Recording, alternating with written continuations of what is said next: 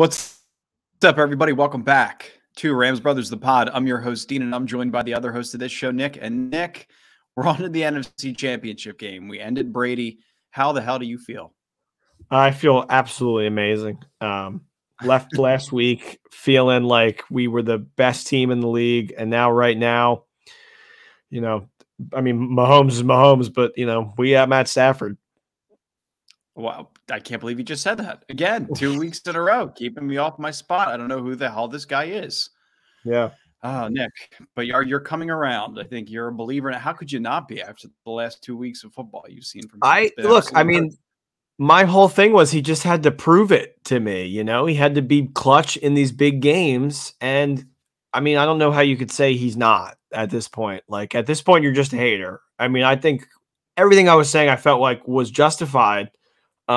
And now I just think he just totally shut me up, and he shut up everybody else that was hating on him. And now I feel amazing about it. I'm so happy that I was wrong. Well, good. Hey, it's fun to be on the other side as well. But again, you wanted to be proven wrong this entire season. So we both got what we wanted, and there's still more to play. But again, before we go too far down the well, let's get into our sponsors real quick, because we forgot them. Flat out forgot them on the last episode. Golden Road Brewery is our official beer sponsor, and we were too stoked. We were too excited. The incredible Whose House Rams House Blonde Ale beer.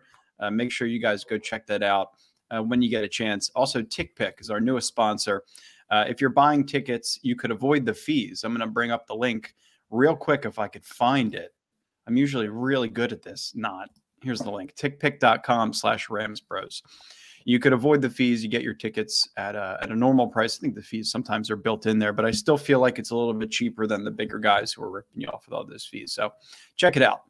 Cool. From the top, the Rams were able last night to end Tom Brady and the Tampa Bay Buccaneers season with an unbelievable 30-27 win, one where they overcame 4 offensive turnovers on the road, becoming the very first team ever to turn the ball over 4 times on the road in a divisional game and still win the game outright. This year, man, there's something about this year and how they just want to torture us. I feel like if it ends on the right side, I'll go through the torture. I'll go through all the stress. But it's worth it. It's worth it. It almost made the win today better, because there was a point where they almost just ran away with it.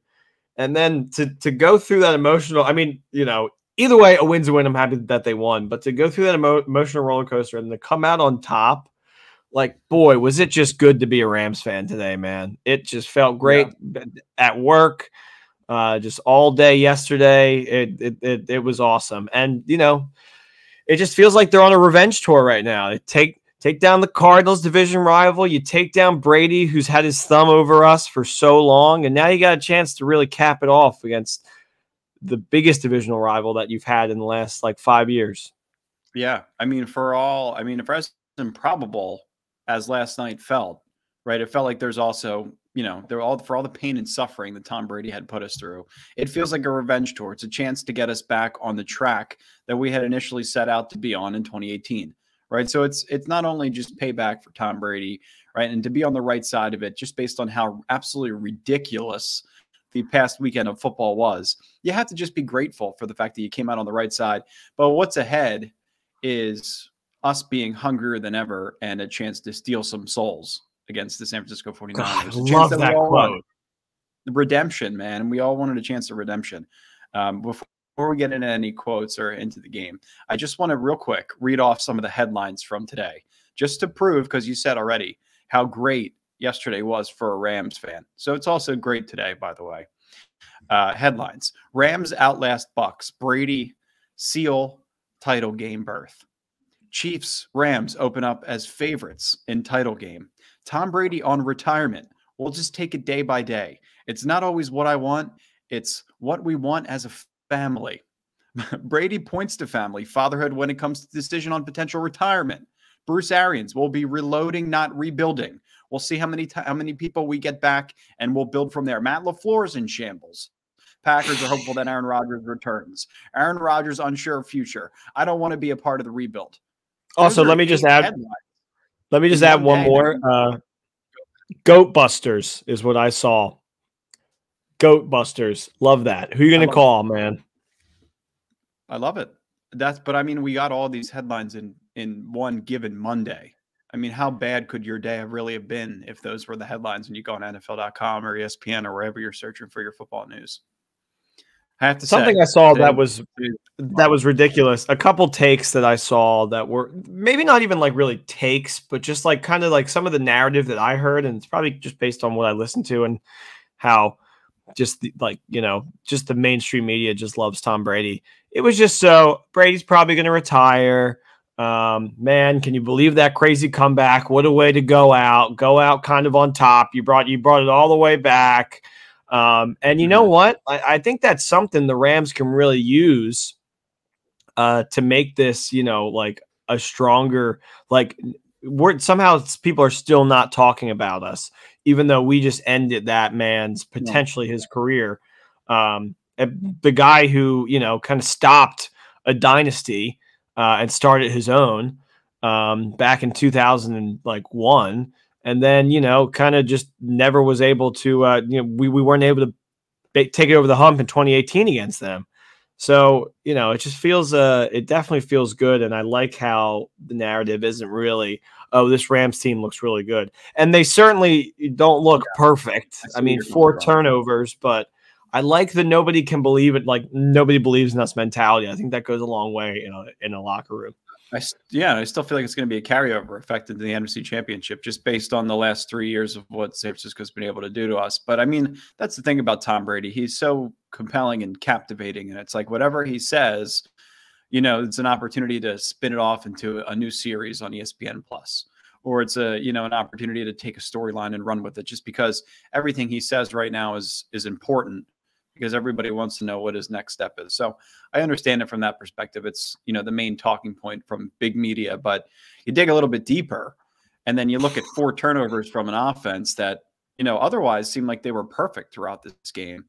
We tweeted on the Rams Brothers account that we felt like Sean McVay was essentially perfect because if you subtract those 4 turnovers in this game, the game that he had called in the red zone on 3rd down, even though, maybe we said, I'm sure you said this, Nick, when you were watching the game, why are we in empty as often as we are?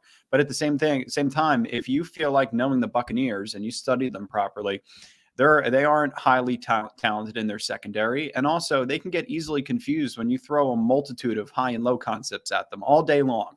Cooper Kupp and Odell Beckham Jr. and Tyler Higbee and Van Jefferson crossing all over the field, creating mismatches. And Stafford can be alone in the shotgun, alone in the backfield, in empty if he wants to be. And that could be the play call. As long as they feel like they have the protection, they could trust the protection, and they could exploit a mismatch. And that's where I feel like the offense went, and that's where I feel like Sean McVay called a really good game.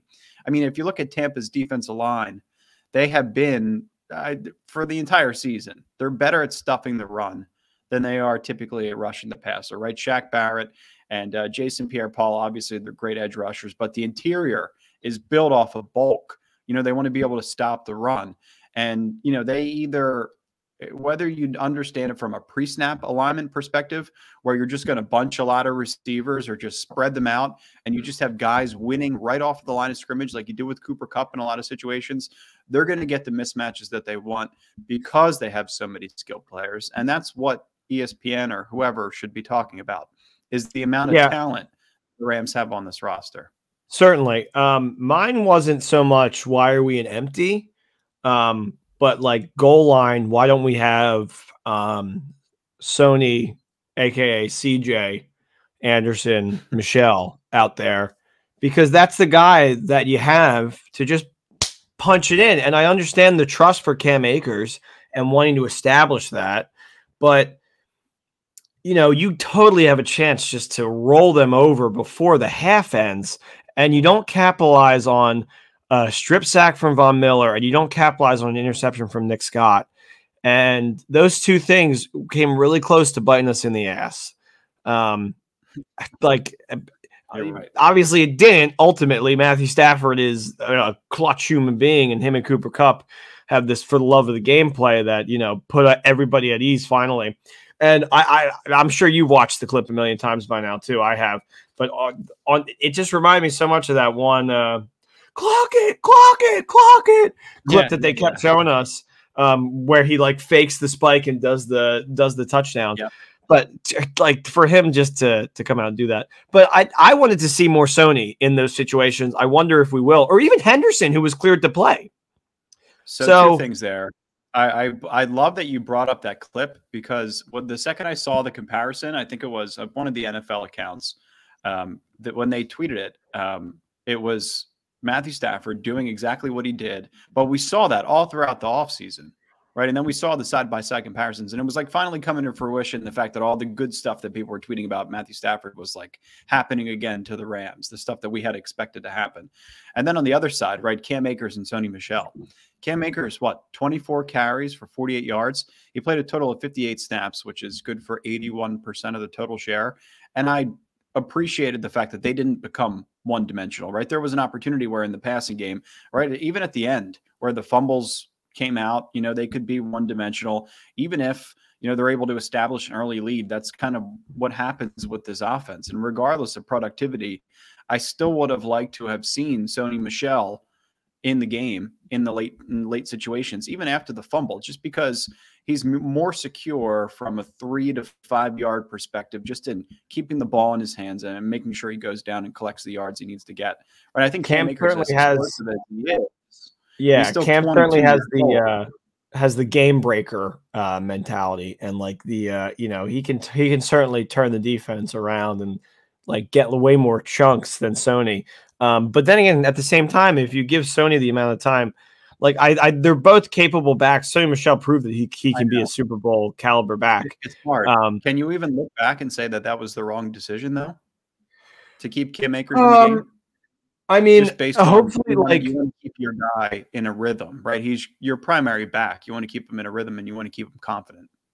It's a lot of trust. It's a lot of trust. I mean, just a little sidebar real fast. The announcing with Al and Chris was driving me absolutely bonkers. I felt like everything that they were saying with like, oh, really trust Cam Akers like that, and for him to keep giving him the ball like that, Al, I really think that's a good idea. And then he fumbled again. And then that on top of the Tom Brady bedtime story, tell him how you came back 27-3. Like, I didn't want to hear any of that. And they were giving the Rams no credit. Matthew Stafford didn't really have to be great, was something that they said during the game. Meanwhile, 3rd and 20, he's hitting cup like deep. Making great throws. If you would have told me that there were 4 turnovers in this game and none of them were committed by Matthew Stafford, I would have been like, you're just a liar. And it's just to be on the other side of it now. I mean, I still kind of feel like talking about it, that there's like, I'm still like coursing with energy. It's just freaking awesome to now be on this side of it. And like, lack of a better term, awesome. I don't care. I'll be a little immature with how I want to talk about it. We don't need all the dictionary thesaurus big words right now. It's freaking football. We had a good time watching our team. Hey, you're feeling good. You're feeling good. Well, I think it's a couple of things that you brought up, right? I think the backfield, trusting your running back, even the whatever the broadcasting is saying, I still think it was the right call to keep Cam Akers in the game. But at the same time, if you had Sony Michel, a guy who had won a Super Bowl in that situation, I mean, that's as sure-handed as you get. But again, I want to transition over to Matthew Stafford. 28 Wait, hold on. For 3. One thing real fast before we go over to Stafford. Sure. I think your mentality of keeping Cam in is the right one, because a lot of it is very mental with like the defense. It's like, oh, they're taking Cam out. Now they're putting their backup guy in. Now we have a chance to capitalize, because clearly this isn't who they want out there. And then you get Sony, and I think the defense has a chance to make bigger plays. I mean, how much bigger of a play can you make than popping the ball out of Cam? So I think it's really it's a give or take. I think either way, no matter who you stick with in that game, I think you win. So I like keeping Cam at least for the mentality of next week we have him, and for the 49ers did not see him last 2 times they played. I just like that. That's true. But yeah, first and foremost, that's very true. But second, I think that Sony Michel, the thing I like about him is he doesn't give a shit if he's the primary guy. You know, he's not the one going to be complaining on the sideline either. If Cam Akers does get those carries, he's not going to be in anybody's ear saying it should be me out there. That's the one thing I do like about the tandem of the two of them. They'll figure it out. I think they'll get that right. I think that was a crazy situation where Kupp fumbles once, Akers fumbles twice. The first time Akers fumbled, I didn't even think he fumbled. His helmet, I thought, was down before the ball popped out. Yeah, they pull out some 480p crappy YouTube quality video that I've just never seen before, and I was like, "Wow, he's definitely down. He's definitely down." But lo and behold, they find the Tom Brady angle. Yeah, there you go. That's what you call it. But all right, I'll transition over to Matthew Stafford. Hold on, let me pull up the tweet that got some traction here. This is a Rams brothers tweet. Matthew Stafford so far this postseason, 570 yards, 6 total touchdowns, 0 interceptions, an average quarterback rating of 137.8. If you showed me that before the season started, my face and head would have exploded off of my body. I have to say, in the offseason, that's exactly what I would have wanted to see. When I was predicting what could have potentially happened in a divisional round, a conference championship with Matthew Stafford, no turnovers, prolific, diagnosing blitzes in real time, making plays, outplaying Tom Brady. It's just, it was really just unbelievable. And I'm going to show the clip post game, the mentality that the dude has. Whether you come from Detroit, whether you come from Los Angeles, this mentality is something I want to get behind and root for with everything I got in me. Hold on, here's the clip. I don't know what I said, to be honest with you. I'm glad they didn't flag me for spiking it a little bit there. All the guys on the sideline were like, man, you were in a dark place. And I said, sometimes you got to go to those places, you know, and to make some plays happen. So I was enjoying the moment. You know, in my mind, I live for those kind of moments. You know, I would have loved to have been taking a knee up 3 scores. But it's a whole lot more fun when you got to make a play like that to win the game and just steal somebody's soul. You know, that's what it feels like sometimes, where they're sitting there going, man, we just had this great comeback, and you get to reach in there and take it from them. That's a whole lot of fun. Matthew Stafford, soul stealer. Steal somebody's soul. Grim Reaper, Matthew Stafford. That is freaking... That, yeah. I mean, you're right. You want to run through a brick wall for the guy. Yeah. And for him to reach his peak performance in the postseason right now, you know, this is like September Stafford, or I don't really know when we had the best version of him. December, maybe. But, you know, I'm just loving first 3 game stretch. Yeah. Yeah. I'm just freaking loving every minute of it right now. And he's just proven why you go out and you trade for a guy like this. And regardless of the outcome for these next couple games, he is 100% our guy. That's something that just feels good to have somebody that you can totally trust, and getting monkey after monkey off his back. He's got one more, man. If they can take down the Niners in this game. Well, yeah, no, I mean, I don't know if the Super Bowl, you could say, oh, he's never won a Super Bowl as a monkey on his back. He's never been. I know. But you know that, yeah. I'll tell you what. I get what you're saying. It's good to have you on my side. I want to hear what the other side. I take my arm, put it around you. That's how I feel right now. We're uniting together. And it's all because of Matthew Stafford. The play he's been able to put up, the stats, the numbers, the mentality, everything we've been able to rally behind. Here, wait, yeah, other way. Pound. Shit, I stink at this. Pound. All right, I hope you guys are watching on YouTube because we're still figuring this thing out. Anyway, make sure you smash that like button, hit that subscribe, and like us on YouTube. Yeah, we're still figuring that out too. Cooper Kupp.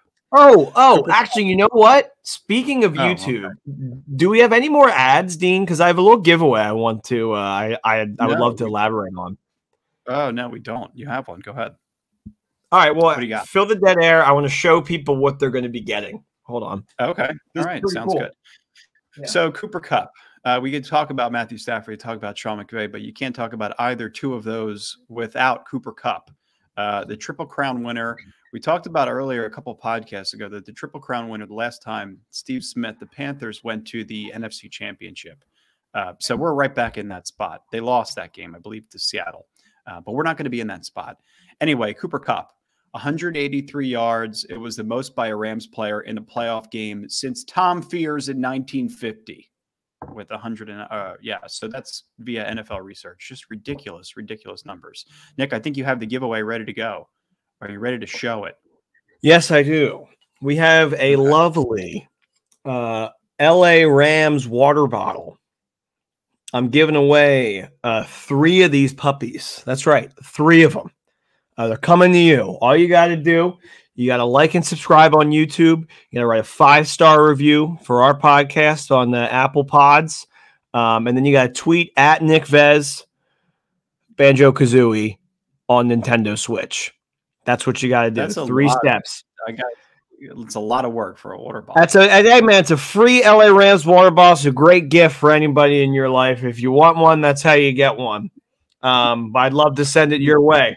I got 3 of them. So the first 3 people that do that, if anybody does it, maybe nobody wants it. But I think, I think people, they responded to the last one. We had a giveaway winner. So yeah, people love giveaways, Nick loves to send mail to anybody that will take it. So Cooper Kupp, we talked about the numbers. We talked about the playoff record. We talked about the water bottle. How about Cooper Kupp now also? 159 catches for 2,191 yards in 19 games this season, counting the playoffs. It is the most in NFL history for a combined regular season plus postseason. I just want to show this chart before I go ahead and show the play that just left me as happy as I possibly could have been in this game. Here is the next-gen Cooper Kupp chart. So you can see a lot of his deep crossers. You can see where they hit on a lot of these crossers outside of the numbers here. Look at the, you could see look at the outside here, over the top here, over the top in the middle. I mean, that's where they like to execute plays to Cooper Kupp. And that's where he's so effective, right? He just finds voids in the zone and you can just kind of lay it in there to him. And he's always wide open. But this play, I mean, it felt like season defining, one of the biggest playoff moments I could remember being a Rams fan. Let's get Stafford deep downfield. He's got Kupp again. He's at the 10. Stafford says, "Let's get down there. We gotta clock it. We gotta get the field goal." On the back end, Antoine Winfield has to cover Cooper Kupp, the Triple Crown winner of receivers, one-on-one down the field, and Stafford finds him.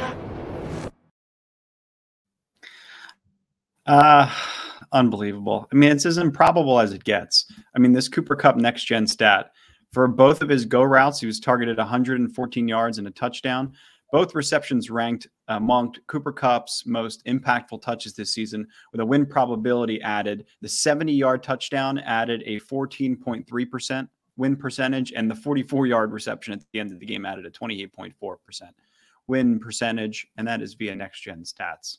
My goodness. Most impactful player on the field. He also broke a record for receptions. He broke Michael Thomas's record, 156 catches. I think he has 159 now total. Breaks the record there. I think more so, and like I've always said this for any sport. I think the most valuable player should be evaluated throughout the postseason as well. I know. I don't like that it stops.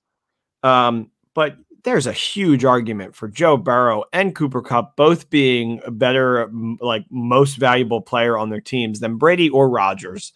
I think it's better for the league too. I really do. I think you got to be able to kind of dish out the award. You don't have to give it to Aaron Rodgers' numbers of the last 4 years are insane, and he deserves back-to-back MVPs. Right? Yeah, but you know what? You're a 1 seed, man, and you got knocked out. And you need to score 2 touchdowns. That's it. Like, it's not like, remember, Rodgers doesn't have a defense. Rodgers, doesn't have a defense. Defense held the team to 13 points, man. You gotta do something better than that. And look, I know the Rams were on, we held the Patriots to 13 points, and there wasn't enough for us. But being on the other side of that, I know you have to be better than that. And everything happens for a reason. Yeah, everything happened. Maybe it happened for the right reasons, and maybe we're hosting the NFC Championship for the right reasons. Going back to that play real quick, the best part about that play, Todd Bowles knows that Matthew Stafford has been awesome against the blitz. This is something that we were kind of evaluating before the game started, and he is I mean, how good is he against the zero blitz, right? That was the question. How good is he against the zero blitz with 25 seconds left in the fourth quarter in the divisional round? It wasn't just a standard blitz. It was an all-out blitz, even though Bruce Arians, I think, said later on that they didn't send everybody, but it sure looked like they did. They took a shot. It was a risk. It was a gamble, and whatever you want to call it, and our guy took one back. That was a swing after you got punched in the face, and that's what you traded for. You saw the blitz coming right at you. You threw it. You got hit. Arguably 15-yard penalty on Sue again, and he takes the shot deep, hits Cooper Kupp across the middle, and breaks the game wide open. Sends us to the NFC Championship. I mean, that's the play. That's the love of the game play. For love of the game, man. That's the stuff that you get remembered for. That's like what legends are made of. It's a big-time play out of a big-time player, Triple Crown winner. Kupp has a real chance to go down in history, and the best way to do that, I mean, he could win. I don't want to say anything, but what are the Cooper Kupp Super Bowl MVP odds right now? You know what I mean? Like, it might be a good play. But I also like the team around him enough to, I mean, whoever's going to play them, maybe that's their strategy. Maybe it's their strategy next week to double Kupp, and then you got a whole other cast of amazing characters like Blanton, OBJ. Cam Akers in the backfield, maybe catching a pass. You know what I mean? Like, got plenty of guys on the team that can step up and make big time plays. And to have Kupp be the guy that just caps it off, I mean, in that moment, you couldn't have scripted it any better.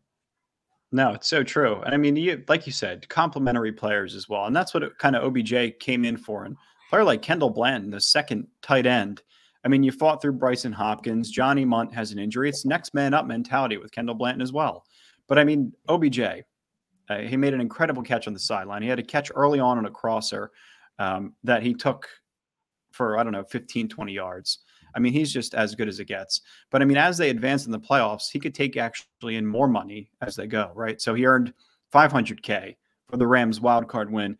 He won another $750K for the divisional round. And if the Rams win the title game against the Niners, he'll take home another $750K. And then the bonus jumps up to $1 million if they win the Super Bowl. So Odell Beckham's betting on himself and the Rams. And I think that's kind of the complementary mentality that he bought into that's now trickling over to players like Kendall Blanton and Tyler Higbee and Van Jefferson and players that look up to him, right? I mean, he's kind of a role model on this team. You saw him in the locker room dancing and, spreading the energy. And that's the kind of guy you want. And, all the bad teammate stuff is out the window when you have guys like Kendall Blanton and Van Jefferson, contributing and saying after the game how important Odell Beckham Jr. is to the roster. So, yeah, how about Kendall Blanton, Tyler Higbee? Go ahead. Winning truly, it just cures everything. It's hard to be ignorant as a winner because at the end of the day, you won. Exactly. I mean, the two tight ends, 6 catches, 69 yards, and a touchdown. Blanton played 8 snaps. He got the first touchdown of his career in this game. Blanton first touchdown scorer had to have been like plus 3,000. It's one of those things where they may not even list him, and they may say like Rams, all other Rams players plus 3,000. And Blanton's not even one of the options, which I've seen before. But I mean, again, a really well-designed play in the red zone, as well as that. I mean, that play is as big as anything you could draw up. How about the defense? We'll transition over to the defense. Von Miller had 10 pressures on Tom Brady, which is a season high for a Rams pass rusher. This season, 2 turnovers forced by his pressure led to turnovers, I should say. 2 pressures led to his turnovers in these and via next gen stats. He also had a key strip sack early on in the fourth quarter that should have put the game away. Absolutely manhandled left tackle Donovan Smith all game. Let me go ahead and play the video real quick of the strip sack. Brady starts from the 30-yard line. Look out from behind. Ball is out. Strip sack there by Von Miller, and the Rams have it. Strip sack. Should put the game away, Strip sack by Von Miller, recovered by Von Miller. that is amazing. He falls on it, and then all he needs to do is just put one. I mean, we have Denver Super Bowl Von Miller. It's not like we're getting He is fully where he should be, like where we wanted him to be, and to see it, man, whew, yeah, that should have really put the game away. Brian Allen totally has a horrible mistake after that. After you see like a bad mistake, I mean, just to touch on it briefly, after that botched snap, felt like the game was over for me at least. How that was, yeah, that was horrendous. But to step that aside, for the defense to come right back on the field after that is probably pissed them off so much. But still, just overall amazing feat out of him. And I don't think the Rams are a team that'll make that mistake twice. I think that they capitalize on that 99 times out of 100, and that was the one time. Yeah, it was. That was the outlier, it felt like. And yeah. You're getting contribution not only from Von Miller, right, 10 pressures, but you're also getting contribution from players like Obo and Floyd, right? The combined between the three of them, Obo, Floyd, and Von Miller, 18 total pressures, right? Obo was relentless. He had 4 pressures in this game, and Hollins was a bit absent, but I feel like Obo made up for it, and he looked like Robert Quinn crawling around the edge, right? Coming off the bench, keeping our guys fresh. Next man up mentality. It's a guy who's been around for a while. He's been on the practice squad. And now he's coming up and he's getting pressure on Tom Brady. He's making plays. And all of this just fails to mention the fact that Aaron Donald also had 7 pressures, 1 sack, and 3 quarterback hits. Just overall, the defensive line, the pressure being what it was, I mean, it's what we talked about in the preview. If they could just consistently get pressure on Tom Brady, be able to close, be able to just, get their hands up or affect his rhythm or get him off timing, anything you could do to just make sure you're affecting the play. That's what our defensive line is capable of doing, and they're as disruptive as anybody in the entire league.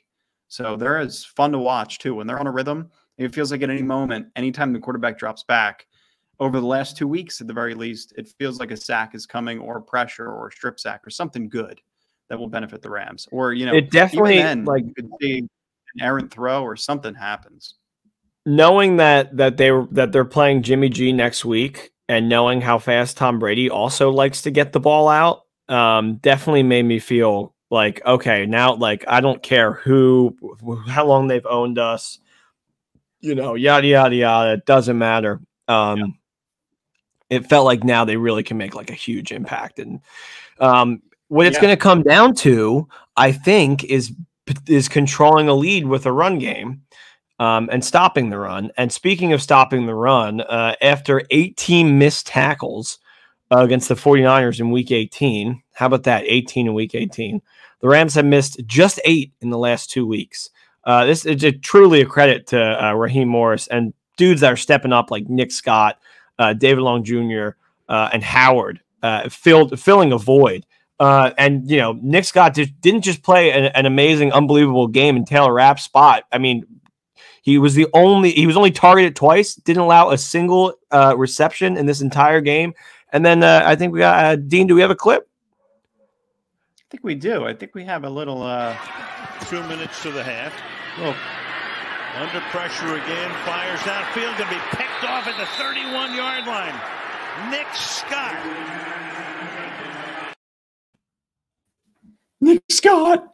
I'll tell you what, these guys, you're coming up, you're playing for Taylor Rapp. I think he probably earned the starting safety spot at this point. Kind of feels like it. I didn't want to say it like to say anything bad on Taylor Rapp, but like as I was thinking that out loud, I'm like, is he better? Like, I mean, you got to ride the hot hand. It seems like he wanted to come out and play and make an impact, and he's been special teams. Nick Scott. 2 weeks.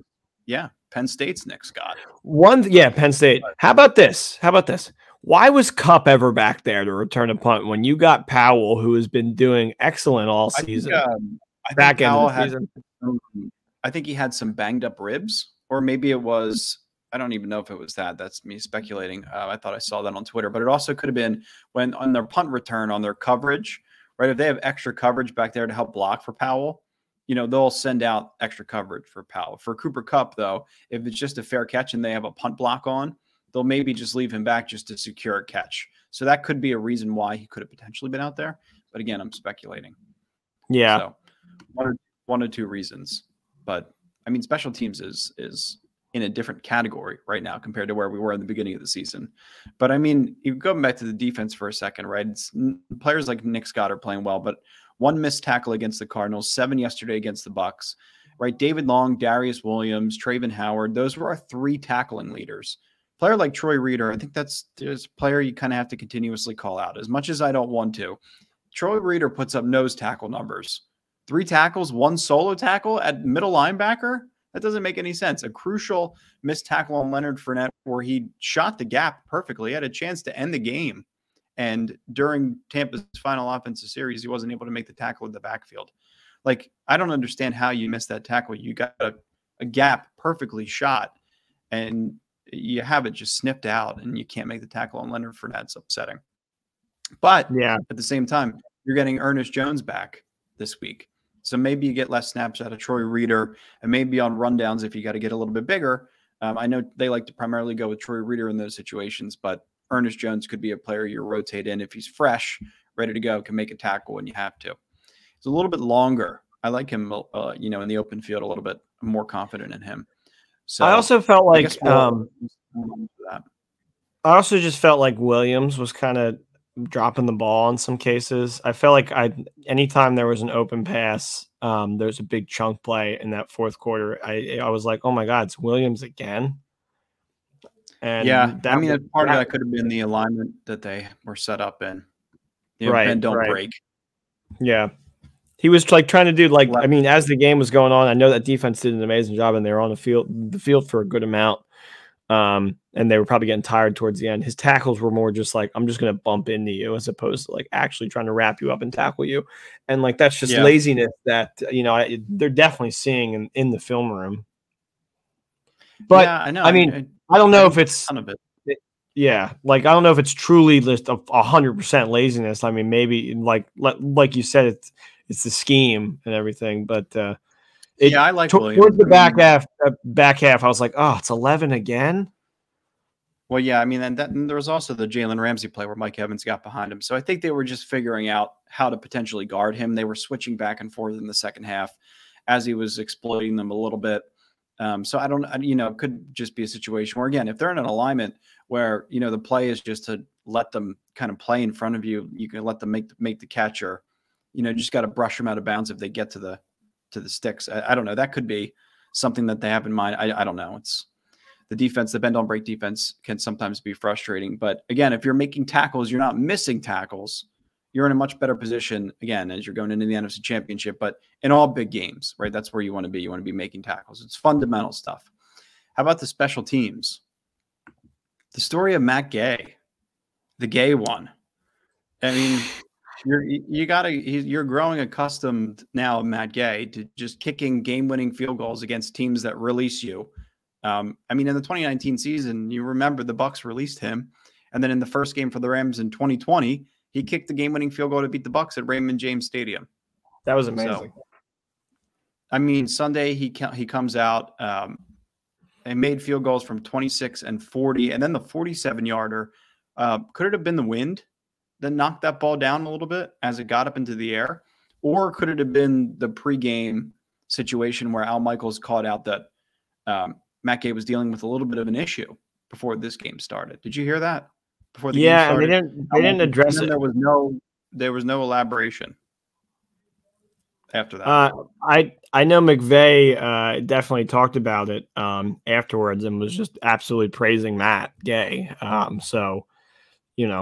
We'll see what if that comes back. But at this point, icing the game after that amazing drive, I had everybody stand up that I was watching the game with. I was like, guys, I need all your spirit fingers. I need everything for this guy to make this field goal.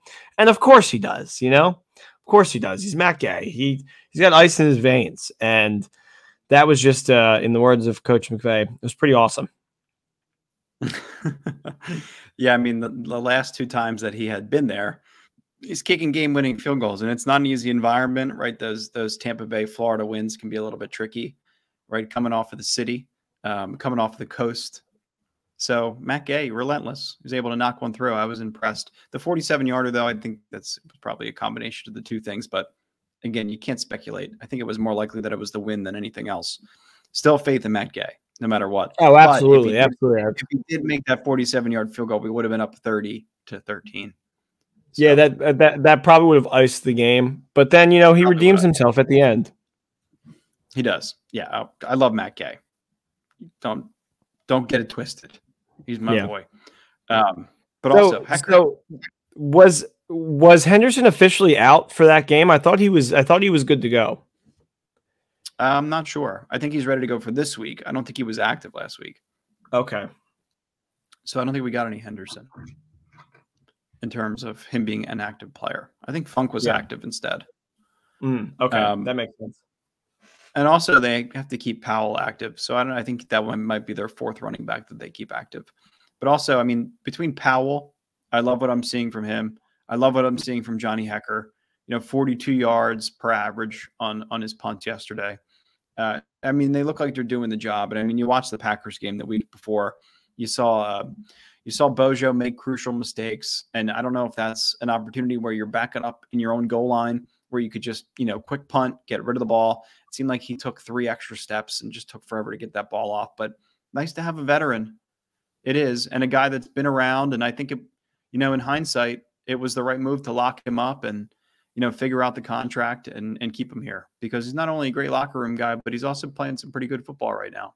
So confidence in special teams, confidence in Joe DeCamillis, could be a future head coach of the Minnesota Vikings one day. You never know. Just kidding. He's not getting any head coaching. I'm sure one of these vacant head coaching spots will be a Ram. You can almost guarantee it. Sean McVay will lose another member of his staff. Yeah, it'll be a Morris or O'Connell. You're not keeping both next year. If you're in the NFC Championship, like, your guys are going to get poached. Yeah. I mean, same thing with San Francisco. You got to expect a couple of their coordinators to get poached as well. Yeah. So coming back for next week, we have Big Wit, Ernest Jones, Taylor Rapp, Sebastian Joseph Day, a huge one, and then Henderson. So yeah, we'll see how many of those guys. No, go ahead. I was going to say, I wonder what they do with Big Wit and Noteboom. Noteboom was incredible in this game. I failed to bring him up a little bit earlier on, but I was searching his name. So, I mean, this is going to be a decision that I'm just curious how Whitworth's injury progresses throughout the week. But I searched Noteboom's name, and this is what came up. Thought this was super interesting. Tweet from Nick Contrell from 9 hours ago. In place of Andrew Whitworth at left tackle, Joe Noteboom posted an 86.3 PFF pass blocking grade, which he only allowed 1 quarterback pressure. And then I looked back, and this actually came up right underneath. Josh is actually on the LAFB network. PFF grades are out. Joe Noteboom graded an 84.7 in pass blocking, gave up a single pressure the whole night. So it's essentially the same stat, but it's like from a year and a half later, which I thought was really cool. The fact that Noteboom's been this consistent as a backup left tackle for the Rams for this long. I mean, you got to appreciate that. The thing about Noteboom is I feel like Big Wit, great guy, clearly a locker room dude. He's old as heck. I was playing Madden 07 yesterday after the game, and I'm playing as the Bengals, and he's a special teams guy in that game, which is crazy. What? Yeah, he's like on the punt return team on top of being a lineman. But I think he plays a little more old school, where he gets called for that holding that Noteboom does not. Yeah, I don't know.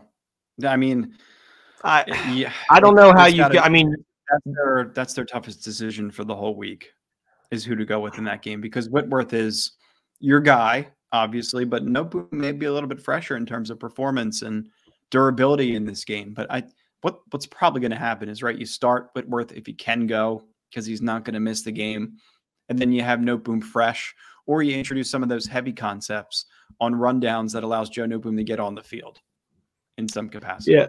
Let's see a little start Noteboom over Whitworth Twitter activity like we did last year with the who was it? Start Wolford over Goff. Remember that? Yeah. How far?